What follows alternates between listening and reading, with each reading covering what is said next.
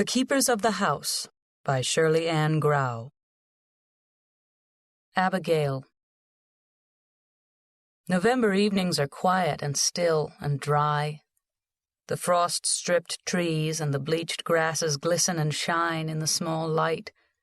In the winter-emptied fields, granite outcroppings gleam white and stark, the bones of the earth, old people call them. In the deepest fold of the land, to the southwest where the sun went down solid and red not long ago, the Providence River reflects a little gray light. The river is small this time of year, drought-shrunken. It turns back the sky dully, like an old mirror. November evenings are so quiet, so final. This one now. It is mist-free. You see for miles in all directions. East and north up the rising ridges each tree is sharp and clear. There isn't even a trace of smoke up there, though earlier, in October, there were ugly smears of drifting ashes from forest fires in the Smokies. And there's no trace of fog along the fold that holds the Providence River. Everything is crisp and clear. There's only the quiet, steadily fading light. Last month there were 2 whippoorwills crying all night around the house. I did not think I would miss their shrieking, but I do, now. Behind me the house is quiet as my children get ready for supper, an early supper because only the 2 youngest are here. My oldest girls have gone to school in New Orleans. The county does not know of that yet, but they will. They always know everything. Just like a Howland, they will say. Always doing crazy things, high and mighty the way they are. Broke their neck last time, though. Broke it clean. I have the illusion that I am sitting here, dead. That I'm like the granite outcroppings, the bones of the earth, fleshless and eternal. I turn on the porch light. Since I've come out to water the geraniums, I do just that. With the great tin watering can in my hand, I sprinkle the dense line of sprawling red and white flowers. I was taught that a geranium will stand the cold of the night better if the roots are wet. These now, growing under the porch roof and back against the warm house wall, last until the very worst of the winter. I pour carelessly, and the water splashes across the porch boards. I'm looking out at the yard, at the front yard. Even in this dim light, you can see that the turf has been broken and torn. It looks a bit like a choppy sea. The paling fence is completely gone. All you see is the gentle fountain-like rise of the branches of the Cherokee rose that grew on it once. I shall not replace that fence. I want to remember. As I stand there in the immaculate evening, I do not find it strange to be fighting an entire town, a whole county. I am alone, yes, of course I am, but I am not particularly afraid. The house was empty and lonely before. I just did not realize it. It's no worse now. I know that I shall hurt as much as I have been hurt. I shall destroy as much as I have lost. It's a way to live, you know. It's a way to keep your heart ticking under the sheltering arches of your ribs. And that's enough for now.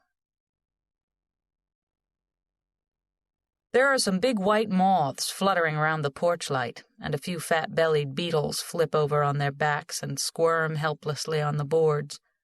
I wonder how they have survived the frost. They must have hatched under the house in the warmth there, or between the clapboards. A screech owl pumps silently past the corner of the porch, avoiding the light. I wrap my sweater tighter around me. I lean on the porch rail and watch the night come. Not from any particular quarter. It's not that sort of night. It creeps in from all over like a stain up a sponge. There's no wind yet. It will rise later on. It always does. I hear the brief scream of a rabbit. The owl has found supper. I stand on the porch of the house my great-great-great-great-grandfather built, and through the open door, I hear the children clatter along the hall to their supper. Marge, the baby, is laughing as Johnny teases her. You are. The words carry on the quiet, motionless air until a door cuts them short.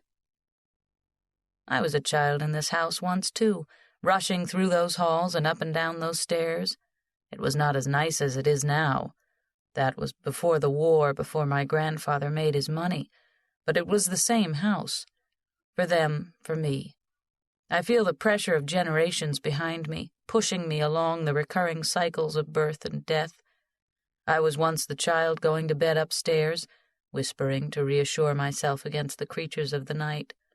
My mother slept in the great tester bed in the south bedroom, and my grandfather stood where I am standing, this spot, and those before him, too. They sat on this porch and looked out across the fields, resting from the heat of the day, letting their eyes run over the soft turns of the land until they reached the dark woods. In those days, the woods were much closer. They are dead, all of them. I am caught and tangled around by their doings. It is as if their lives left a weaving of invisible threads in the air of this house, of this town, of this county, and I stumbled and fell into them. The owl gives his quivering, descending call, far off now. For a minute I think I see his sweeping shape against the sky over the Providence River. I stand in the pitch darkness and listen to the sounds of voices that roar around in my head, and watch the parade of figures that come and jostle for attention before my eyes. My grandfather, my mother, Margaret's children, Robert and Nina and Chrissy. It's been several years since I've heard from either Chrissy or Nina. I don't know where they are now. I don't know what they're doing. I don't even know if they're still alive. But Robert came back. And how long ago? 3 months, no more. He came back jeering and hating. He drifts out of the crowd of people inside my head and stands next to me on the porch. Not the boy I grew up with, not the child I knew, but the man I saw just 3 months ago. He is my age, almost exactly, though he carries himself like an old man, rubbing at his mouth, batting his eyes rapidly. But he is alive, and when I am being honest with myself, as I am tonight, I know that I wish he were not.